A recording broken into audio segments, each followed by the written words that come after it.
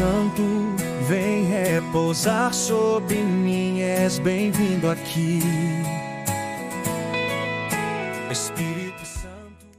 Graça e paz do Senhor Jesus a todos, bem-vindos ao canal Palavra de Deus Diária. Se você ainda não está inscrito no canal, inscreva-se, ativa o sininho das notificações e continue conosco os estudos dessa palavra, que cada dia ela vai ficando mais e mais interessante, mais bonita, mais cheia de revelações do Espírito. Aleluia!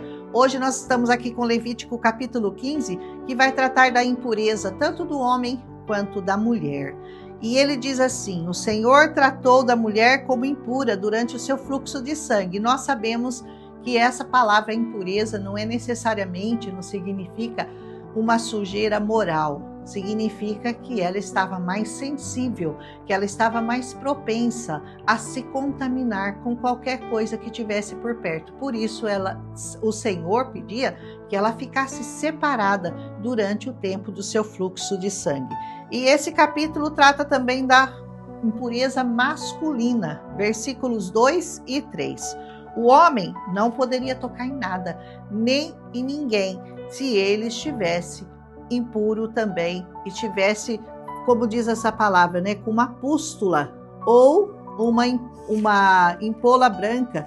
Ele deveria sair do arraial se a praga da lepra estivesse perto dele, e se alguma coisa mais também estivesse acontecendo no corpo dele. Essa, pois, será imundícia por causa do seu fluxo.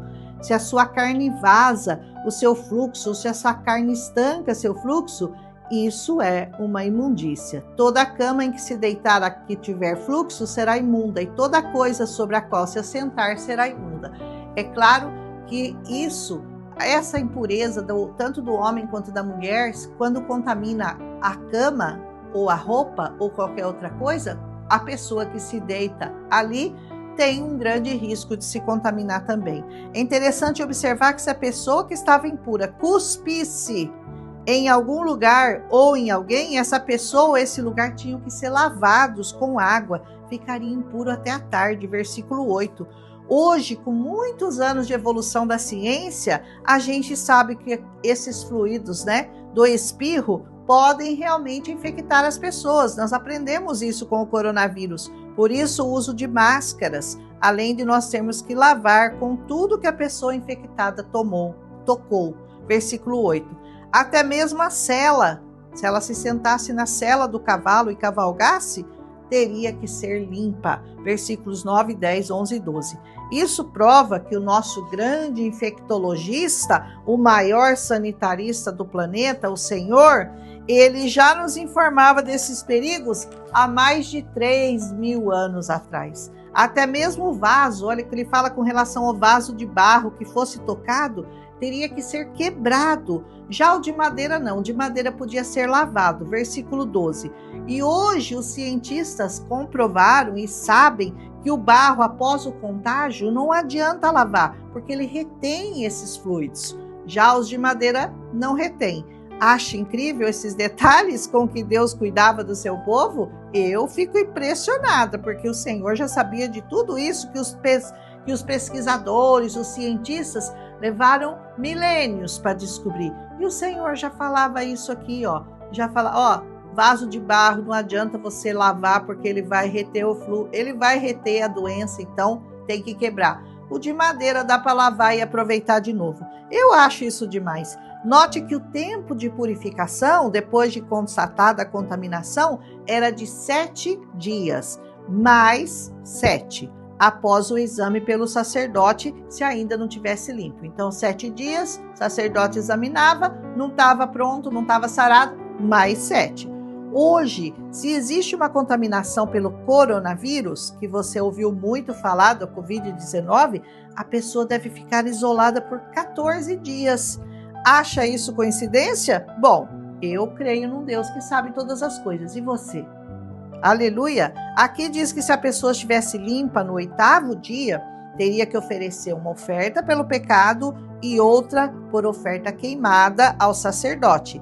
E assim Deus separava o puro do impuro, para que o tabernáculo não fosse nunca corrompido. Versículo 31. Então, lembrando sempre que as necessidades de higiene da época eram grandes, porque o ambiente era hostil, não havia água, muito calor no deserto, e todos esses cuidados eram muito importantes para a preservação daquele povo que o Senhor estava cuidando.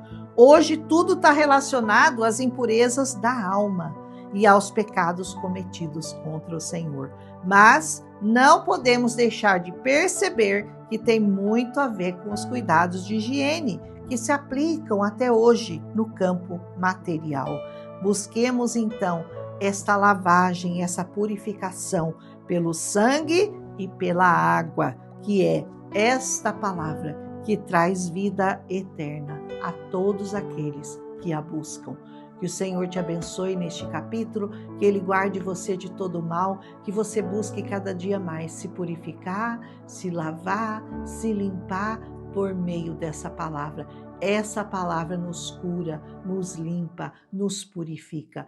Eu posso garantir isso para você, porque ela me curou, me limpou, me transformou e fez de mim uma nova criatura em Cristo Jesus.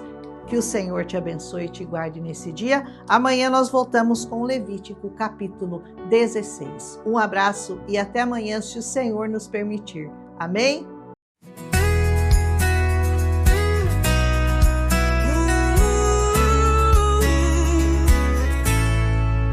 Espírito Santo, vem repousar sobre mim, és bem-vindo aqui.